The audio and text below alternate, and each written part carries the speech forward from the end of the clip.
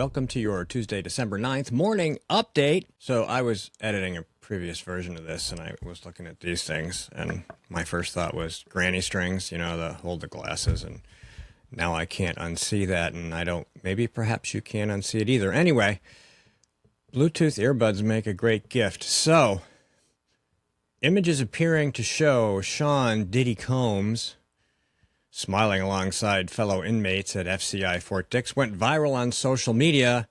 They were all fake. Yes, AI strikes again. AI strikes again.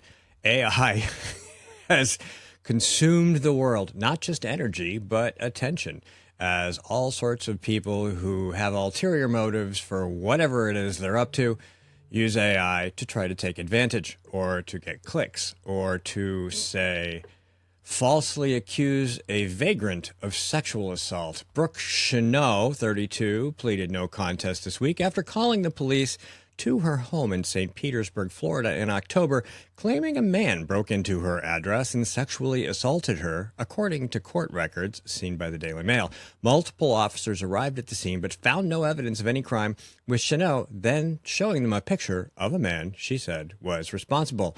Police said in charging documents that the image was later found to be AI generated through ChatGPT. You've heard about fake rape stories. We've published more than a few of them. Now they can use AI. Isn't that exciting? Well, let's move on to the next story.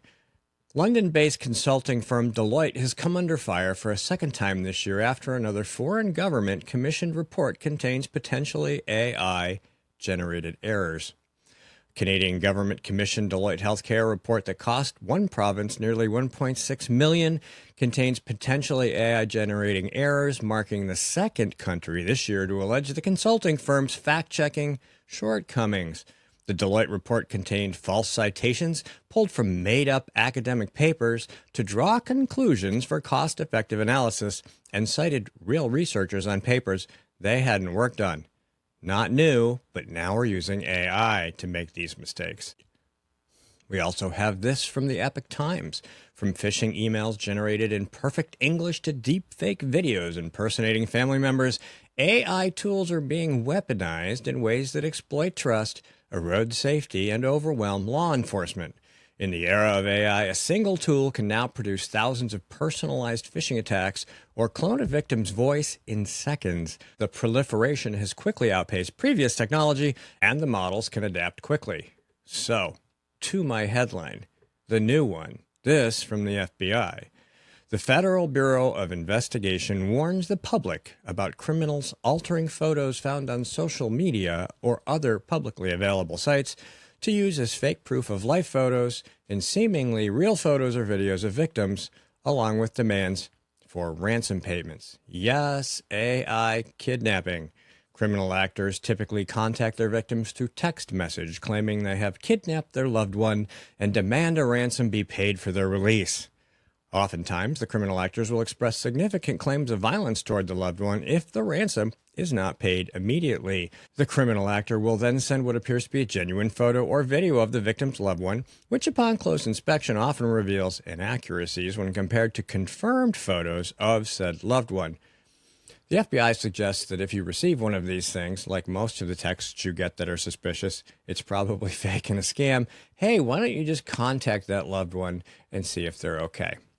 So, when posting missing person information online, be mindful that scammers may contact you with fake information regarding your loved one.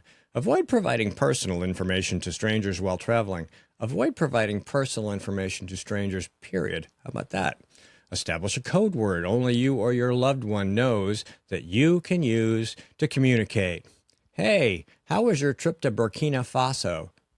That's a possibility. Scammers portray a false sense of urgency. Stop and think. Do the kidnappers' claims make sense? Screenshot or record proof of life photos whenever possible. Always attempt to contact your loved one before considering paying any ransom. And of course, please report it to the FBI. They have a virtual kidnapping scam hotline. It's actually the criminal complaint hotline, www.ic3.gov. So there you go. Lots of new ways for people to screw you over. It's as if they're taking lessons from the government. Crazy stuff, isn't it? Thanks for tuning in. We'll be back tomorrow.